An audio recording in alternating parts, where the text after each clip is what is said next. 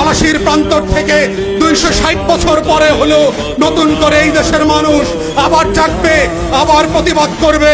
যদি মনে করে থাকেন পুলিশের গাড়ি দিয়ে, ভেহিকেল দিয়ে, কানন দিয়ে, র্যাবের গুম খুনের ইতিহাস জমা করে, পিডিআর দিয়ে, সেনাবাহিনী দিয়ে বাংলাদেশের 20 কোটি মানুষের স্বাধীনতার সম্ভাবনা আকাঙ্ক্ষাকে হত্যা করবেন, বোকার স্বর্গে বাস করছেন, বাংলাদেশের মানুষকে চেনেন নাই।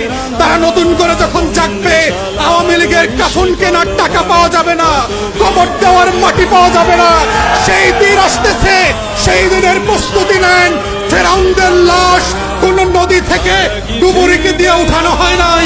এই ফেরাউনদের লাশও বাংলাদেশের মানুষ ডুবুরি দিয়ে উঠাবে না, কোন হুজুর জানাজা পড়বে না, কোন কবর এই লাশ নেবে না।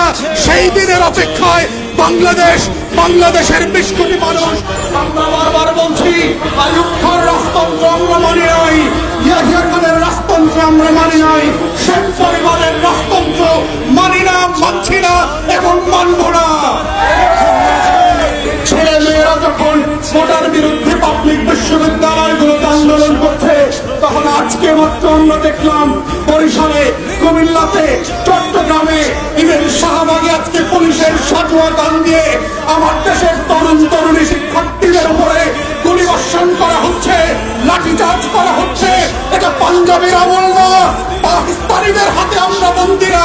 এটা 190 বছরের জমিদারি শাসন না। যদি কেউ মনে করে থাকে বাংলাদেশে এখনো জমিদারের শাসন চলছে, ব্রিটিশ বেদিয়ারা বাংলাদেশ দখল করে রেখেছে, আমরা প্রত্যাখ্যান করছি এবং বলে রাখছি, বাংলাদেশে গণতন্ত্রের যে লড়াই হয়েছে, সেই রক্ত দিয়ে মুক্তিযোদ্ধারা বাংলাদেশ স্বাধীন করেছে, সেই বাংলাদেশ আমরা ফেরত আনবই আনবো। কোটা থাকবে না, ইদার শেখ পরিবার, হাসিনা থাকবে, না হয় বাংলাদেশের 20 কোটি মানুষ থাকবে।